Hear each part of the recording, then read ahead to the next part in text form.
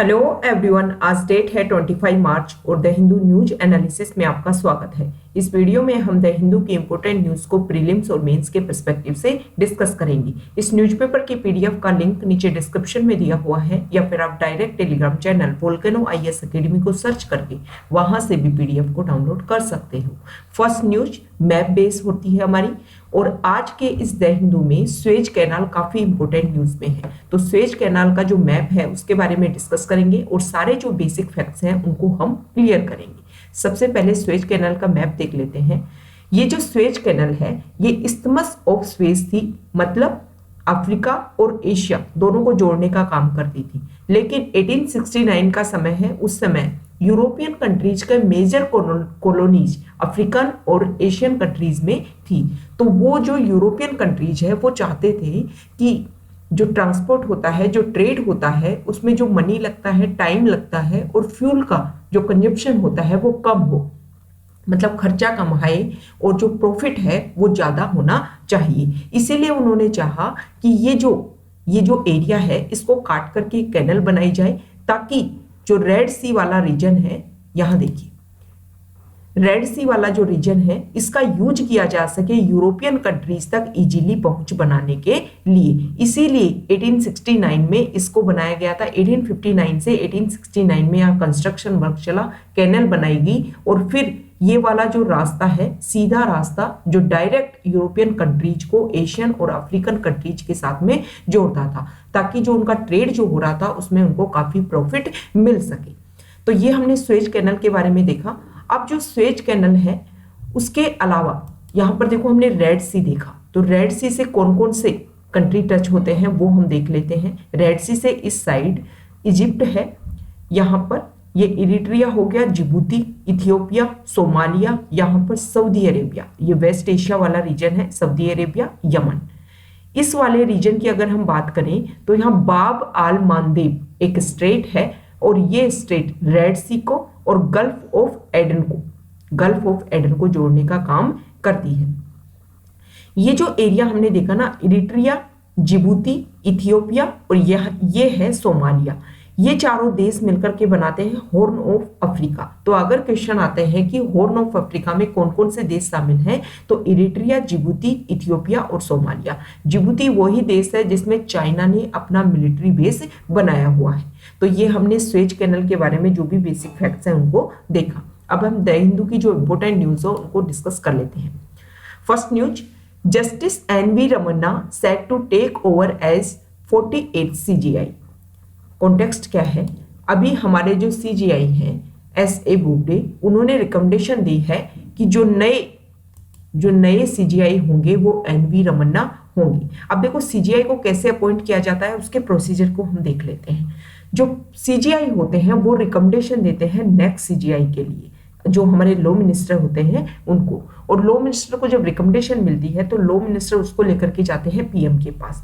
फिर PM उस व्यक्ति की अपॉइंटमेंट के लिए राष्ट्रपति को एडवाइस देते हैं। तो इस तरीके से प्रेसिडेंट ऑफ इंडिया के द्वारा न्यू CGI को अपॉइंट किया जाता है। एन.वी. रमन्ना पहले ऐसे आंध्र प्रदेश के कोर्ट के जस्टिस होंगे जो CGI के रूप में अपॉइंट किए जाएंगे। अगर हम सुप्रीम कोर्ट ऑफ इंडिया और CGI के बारे में थोड़ी सी बेसिक हिस्ट्री को डिस्कस करें, तो 1937 का टाइम जब हमारे ऊपर अंग्रेजों का शासन था, उसी समय 1 अक्टूबर 1937 को फेडरल कोर्ट ऑफ इंडिया के रूप में सुप्रीम कोर्ट को एस्टेब्लिश किया गया था।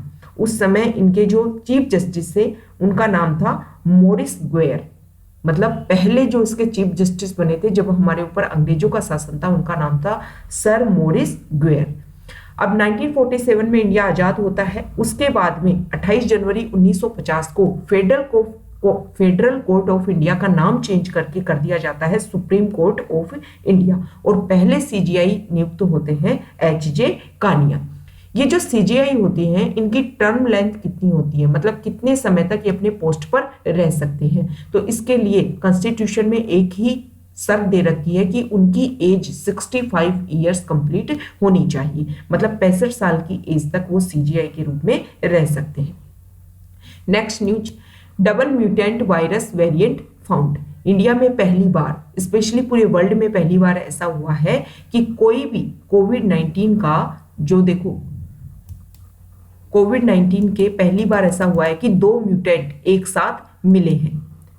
इंडिया में पूरे वर्ल्ड से अगर कंपैरिजन किया जाए तो पहली बार इंडिया में ऐसा मिला है। E484Q और L452R, ये दोनों ही जो म्यूटेंट हैं उनकी प्रेजेंस एक साथ, मतलब दोनों की ही म्यूटेशन और दोनों की प्रेजेंस एक साथ मिली है। कम से कम 200 वायरस सैंपल जो महाराष्ट्र, दिल्ली, पंजाब और गुजरात से उठाए गए, उनमें ऐसे स्ट्रेन देखने को मिला है। Next news, supreme court flags concern over misuse of electoral bonds.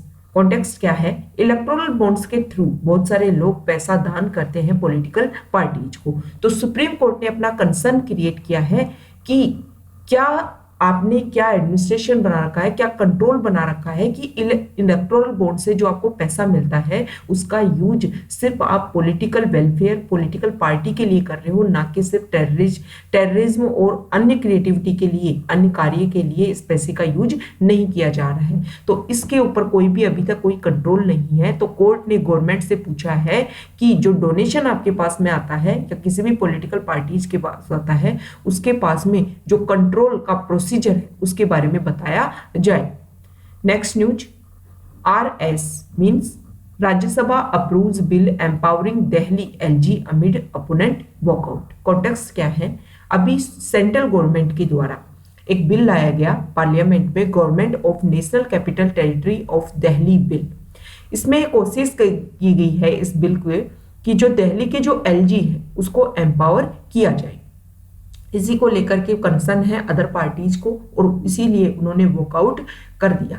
अगर हम थोड़ा सा हिस्ट्री की बात करें या फिर हमारे जो कॉन्स्टिट्यूशन में जो बोला गया है उसकी बात करें, तो जो हमारे प्रेसिडेंट और स्टेट के जो गवर्नर्स होते हैं आज तक, वो सिर्फ और सिर्फ मैक्सिमम कुछ डिस्क्रिशनरी पावर को अगर छोड़ दिया जाए तो मैक्सिमम वो काउंसिल ऑफ मिनिस्टर की एड एंड एडवाइस के ऊपर काम करते हैं। लेकिन अगर ये बिल पास हो जाता है और एक्ट के रूप में चेंज हो जाता है तो दिल्ली के जो लेफ्टिनेंट गवर्नर है, जो LG है, वो मोर पावरफुल हो जाएंगे रादर देन इलेक्टेड गवर्नमेंट। मतलब जो दिल्ली की इलेक्टेड गवर्नमेंट है उसको हर चीज में एडवाइस लेनी पड़ेगी LG से जब कोई भी वो बिल पास करना चाहते हैं, कुछ भी ऑर्डर लाना चाहते हैं, मतलब LG ज्यादा पावरफुल हो जाएगा। तो UT बनाई है, वहां पर इलेक्टेड गवर्नमेंट बनाई है सेंट्रल गवर्नमेंट ने, लेकिन फिर भी उसके ऊपर ऐसे गवर्न किया जा रहा है जैसे वहां पर खुद की लेजिस्लेटिव असेंबली ना हो।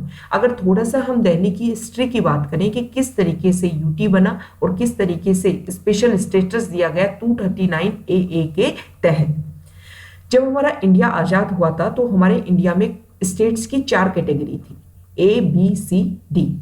तो C और D जो कैटेगरी थी स्टेट्स की, उनको सेंट्रली स्पॉन्सर्ड, मतलब कोई भी एडमिनिस्ट्रेटर अपॉइंट किया जाएगा सेंट्रल गवर्नमेंट के द्वारा या फिर कोई LG होगा, वो उनको गवर्न करेंगे। 1956 में रीऑर्गेनाइजेशन ऑफ स्टेट एक्ट आता है और उसके तहत हमारे इंडिया में जो स्टेट है उनको 2 भागों में बांट दिया जाता है, सिर्फ स्टेट और UT। तो दिल्ली को UT में शामिल किया जाता है और दिल्ली में उस समय की जो पॉपुलेशन थी वो 14 लाख लोग थे।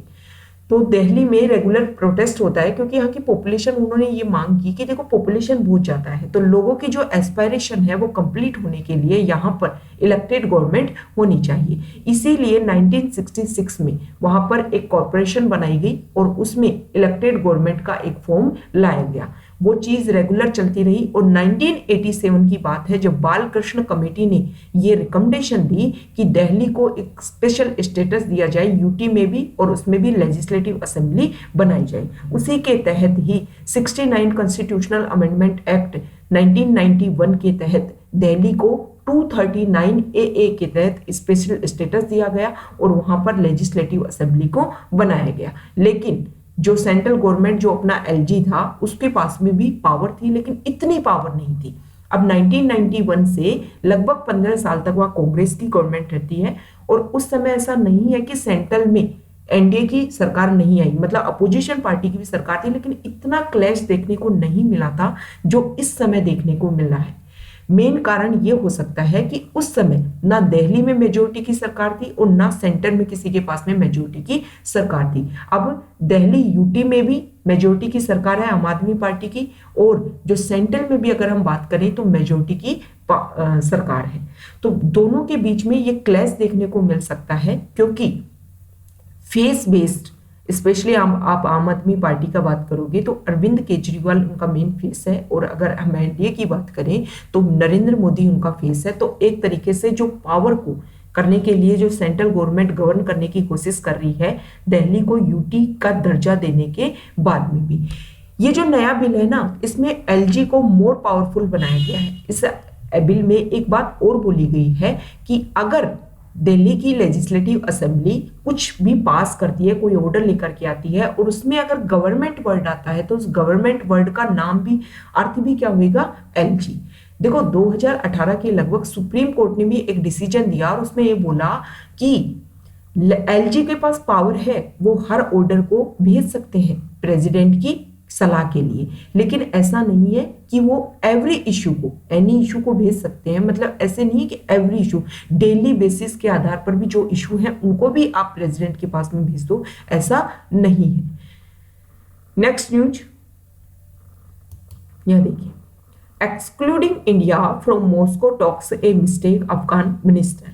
अफगानिस्तान के जो फॉरेन मिनिस्टर है हनीफ अतमार, वो इंडिया के विजिट पर आए हुए हैं, और उन्होंने बोला कि अभी मॉस्को के द्वारा एक मीटिंग हुई, तालिबान को और अफगान गवर्नमेंट को सामने लाया गया, तो इसमें इंडिया को जो शामिल नहीं किया गया, उसमें ये बहुत बड़ी गलती है। मतलब इंडिया को शामिल किया जाना चाहिए था चाइना, रसिया और यूएस के साथ में। हालांकि इसमें पाकिस्तान को भी शामिल किए जाने की उन्होंने बात की, और ये बोला कि देखो इंडिया जो है वो काफी अच्छे से समझता है हमारी परेशानी को, और इंडिया को कोशिश करनी चाहिए अफगानिस्तान जो एरिया है वहां पर पीस एस्टेब्लिश करने को लेकर के।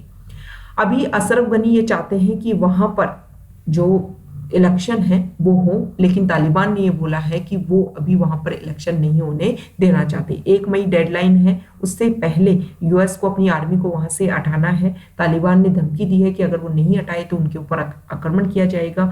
यूएस चाहता है कि अफगानिस्तान और तालिबान अपनी जो पावर है उसको शेयर कर ले। नेक्स्ट न्यूज, एडिटोरियल पेज पर कुछ डाटा आए हैं, और उन डाटा में क्लियर किया गया है कि कोविड-19 पेंडेमिक के दौरान जब हमारे यहाँ लॉकडाउन लगा था, स्पेशली अप्रैल से जून का जो क्वार्टर है, उसमें अर्बन अनएम्प्लॉयमेंट रेट 20.9% के लेवल से इंक्रीज हो गई थी। नेक्स्ट इसमें देखो एक टर्म दिया गया है, लेबर फोर्स पार्टिसिपेशन रेट। इसका अर्थ होता है employed plus those searching for jobs. तो देखो प्रीलिम्स में इस टर्म्स के बारे में पूछा जा सकता है, तो आपको पता होना चाहिए। इस आर्टिकल में यह भी बोला गया है कि हर स्टेट के ऊपर कोविड-19 की पेंडेमिक की वजह से बुरा प्रभाव पड़ा हो, ऐसा नहीं है। जैसे अगर तमिलनाडु, गुजरात, पंजाब, हरियाणा, इन स्टेट की बात करें तो इनमें जॉब्स के ऊपर लॉकडाउन का कम प्रभाव पड़ा था, लेकिन कंपैरिजन किया जाए राजस्थान, झारखंड और महाराष्ट्र, इन स्टेट में जॉब सिनेरियो के ऊपर काफी बैड इफेक्ट हुआ था। नेक्स्ट न्यूज, यहां देखिए, एक सेकेंड, हाँ, Madras high court upset with BJP for accessing voter details.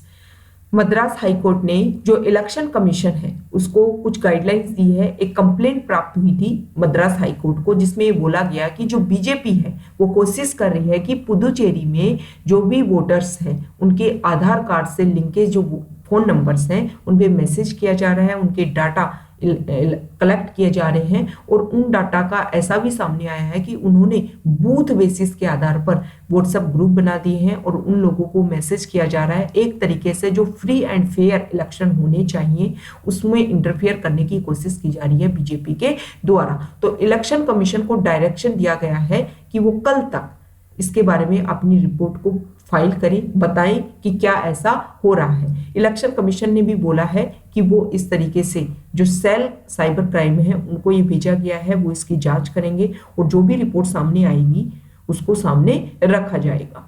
ठीक, नेक्स्ट न्यूज यहां से देखिए, विजिट ट्यूलिप गार्डन इन जे.एंड.के मोदी। हमारे जो प्राइम मिनिस्टर है मोदी, उन्होंने ये लोगों को बोला है कि अगर जब भी आप जम्मू एंड कश्मीर विजिट करें तो जम्मू एंड कश्मीर में जो ट्यूलिप गार्डन है, जिसको जम्मू एंड कश्मीर की जो जबरवान रेंज है उसकी फुट हिल्स के ऊपर इसको लोकेट किया गया है, तो वहां पर विजिट करना चाहिए। और इससे सिर्फ जो जम्मू एंड कश्मीर में लोगों की रीच बढ़ेगी, टूरिज्म इंक्रीज होगा, जो कल्चर है जो एक्सचेंज होगा, और उसकी वजह से जो जम्मू एंड कश्मीर के लोग अपने आप को बिल्कुल अलग थलग पाते हैं, वो एक तरीके से मेन इंडिया के साथ में कनेक्टिविटी इंक्रीज हो पाएगी। Next news, PM to visit Mujib's mausoleum during his trip to Bangladesh. देखो, बांग्लादेश अपने 50 इयर्स लिबरेशन जो ईयर है उसको, मतलब अपने इंडिपेंडेंस 50 इयर्स कंप्लीट करने जा रहा है। 1971 में वो ईस्ट पाकिस्तान से बांग्लादेश के रूप में एस्टेब्लिश हुआ था। दिसंबर 1971 की बात है जब इंडिया ने पहली बार इंडिया ने बांग्लादेश को फर्स्ट कंट्री, मतलब इंडिया पहला ऐसा कंट्री था जिसने बांग्लादेश को रिकॉग्नाइज किया था कि वो इंडिपेंडेंट कंट्री के रूप में एस्टेब्लिश कर रहा है। तो 50 ईयर जब बांग्लादेश सेलिब्रेट करने वाला है, उस समय 26-27 मार्च को जो हमारे पीएम है नरेंद्र मोदी, वो वहां विजिट करेंगे। और उस समय जो बांग्लादेश के फादर ऑफ नेशन बंग बंधु शेख मुजीबुर रहमान की जो मजार है वहां पर भी विजिट करेंगे। ये जो शेख मुजीबुर रहमान, उन्होंने काफी इंपॉर्टेंट रोल प्ले किया था बांग्लादेश को एक इंडिपेंडेंट स्टेट, इंडिपेंडेंट कंट्री के रूप में एस्टेब्लिश करने के लिए। इसमें बोला गया है कि देखो, ये जो इंक्रीज होगा, जो हमारा बांग्लादेश विजिट होगी हमारे पीएम की, इससे ना सिर्फ हमारे रिलेशन अच्छे होंगे, और जो एक तरीके से जो रिफ्यूजीज इंडिया की बॉर्डर में प्रवेश कर रहे हैं उस वाली प्रॉब्लम को भी हम इजीली सोल्व कर पाएंगे। नेक्स्ट न्यूज, यहां देखिए, TB notification fall due to pandemic disruption. यहां पर ये बोला गया है कि 2020 में जो ट्यूबरक्लोसिस के जो नोटिफिकेशन है वो 18.05% थे। 2019 की तुलना में 2019 में 24% थे, तो 24% से गिर करके 18.05% हो गए हैं। अगर जनवरी और फरवरी की बात करें 2020 की, तो जो नोटिफिकेशन टीबी के बारे में जो प्रॉब्लम्स थी वो ज्यादा बढ़ती जा रही थी। 2019 के जनवरी फरवरी से कंपैरिजन किया गया है जनवरी फरवरी 2020 का, 6% मोर केसेज रिपोर्टेड हो रहे थे, लेकिन उसके बाद में कोविड-19 की वजह से लॉकडाउन लग गया और इसी की वजह से जो टीबी के जो केसेज हैं उनकी संख्या में कमी आई। तो ये तो देखो कोविड-19 की वजह से कमी आई, वैसे कुछ भी नहीं था। नेक्स्ट न्यूज फॉरेन पेज से है, यहां देखिए, हमने स्वेज कैनाल के बारे में देखा। यहां देखिए, ship blocks Suez canal after running ground in sandstone. एक शिप फंस गई है स्वेज कैनाल में, क्योंकि जो इजिप्ट वाला रीजन है, इजिप्ट वाले रीजन में डेजर्ट है, और डेजर्ट की वजह से इस समय विंड स्टॉर्म होने की वजह से जो एक क्लियर विजन नहीं देखने की वजह से जो वाटरवे है उसमें जब क्लियर विजन नहीं दिखा, तो ये सैंड स्टॉर्म की वजह से जो वेसल है वो इस एरिया में फंस गई। इस आर्टिकल में ये बोला गया है कि जो स्वेज कैनाल है वो काफी बिजी ट्रेड रूट है, और इसमें हर मतलब एक समय में अगर एक फिक्स टाइम पीरियड की बात करें तो 100 से ज्यादा जो वेसल है वो दोनों साइड से, मेडिटेरियन सी और रेड सी, दोनों तरफ से आती जाती रहती है। तो काफी बिजी शेड्यूल है, और इसी की वजह से जो इजिप्ट के स्वेज कैनाल अथॉरिटी, उन्होंने ये बोला है कि ताइवान की एक वेसल थी और वो इसमें फंस गई है। क्यों? क्योंकि यहाँ पर जब समर का जो टाइम है उस समय जो सैंड स्टॉर्म की वजह से जो विजन है वो बिल्कुल क्लियर देखने को नहीं मिला। Next news, Taliban slam Afghan president proposal for new election. देखो, अफगानिस्तान के जो प्रेसिडेंट है अशरफ गनी, वो चाहते हैं कि समय से पहले यहाँ पर इलेक्शन हो। हालांकि जो पीस प्रोसेस है, टॉक है, वो दोनों तरफ चल रही है, लिटिल प्रोग्रेस हुई है, ज्यादा कुछ देखने को नहीं मिला, लेकिन तालिबान ने मना किया है। तालिबान ने बोला है कि अभी यहाँ पर इलेक्शन नहीं हो सकते, क्योंकि क्लियर विजन नहीं है कि यूएस अपनी आर्मी को पीछे हटाएगा या क्या बात होगी। यूएस चाह रहा है कि तालिबान और जो अफगानिस्तान गवर्नमेंट है वो अपनी जो पावर है उसको शेयर करे, और अगर ऐसा होता है तालिबान के साथ में शेयर करवाई जाती है उनकी पावर। तो तालिबान वैसे ही अब ज्यादातर रूरल एरियाज, अफगानिस्तान का जो रूरल एरियाज है उसके ऊपर कवर कर रखा है तालिबान ने, और जैसे ही वो पावर शेयरिंग में आएंगे तो ज्यादातर एरिया, अफगानिस्तान का जो ज्यादातर एरिया है उसको अपने अंडर करने की कोशिश करेंगे। तो ये हमने डिस्कशन किया। Okay, thank you.